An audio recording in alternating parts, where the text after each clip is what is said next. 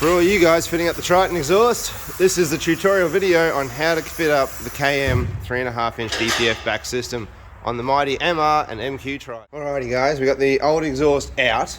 Now this piece here is where those sprung-loaded flanges are. This is the piece here that you're left with. What we do is just take off the gasket, which is this little fellow right here. We don't need that on there anymore. That's to work with the original factory system. With that out of the way, it leaves us with a nice sealing face here. I'm just going to use a 3-inch gasket. Now this does your flex bellows, which is a vibration piece. We're replacing that with this bellow right here, so that takes out that issue. So what we're going to do is we'll go ahead and bolt this up with new nuts and bolts and that gasket in there. We do have to bend the heat shield right here on this corner, because we're going from this little baby pipe, this little fellow here, to a much larger 3.5-inch tube. Just wasn't quite the room available in the vehicle. So this little corner here gets bent. You can do this now, you can do it when it's done. Or you can just take the whole heat shield off if you really want to. It doesn't even need to be there after this. It's going to flow so much air, it won't get that hot anymore. Okay, so it's just this little corner here. I'm just going to take a shifter. I'm just going to bend this little piece here just up out of the way. And that's all it is. It's that simple. Just like that, and now the exhaust won't sort of rattle on it.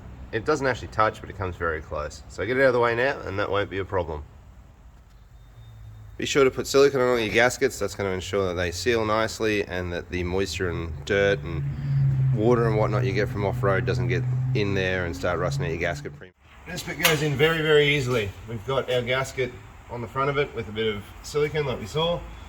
What we're going to do is we'll keep up in here until he touches the flange. Oh, where are we? There he is.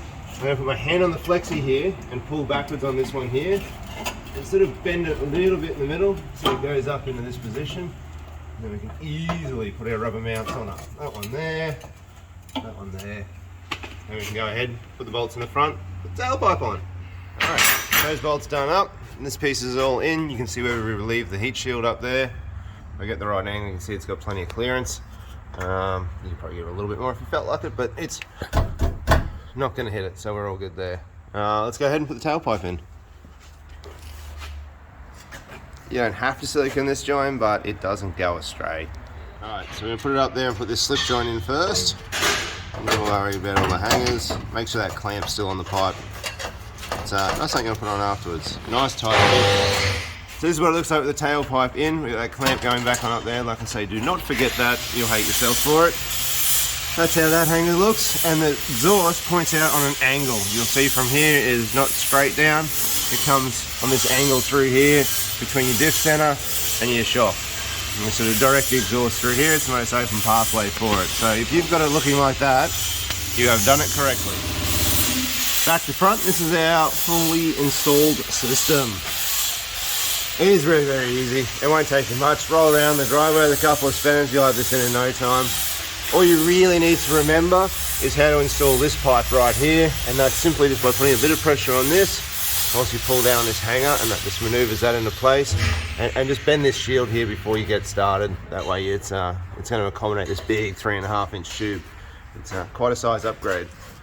Nice straight run, tip comes out at the back, and then like I say, replace this gasket here, bit of silicone, make it nice and neat, and that is it.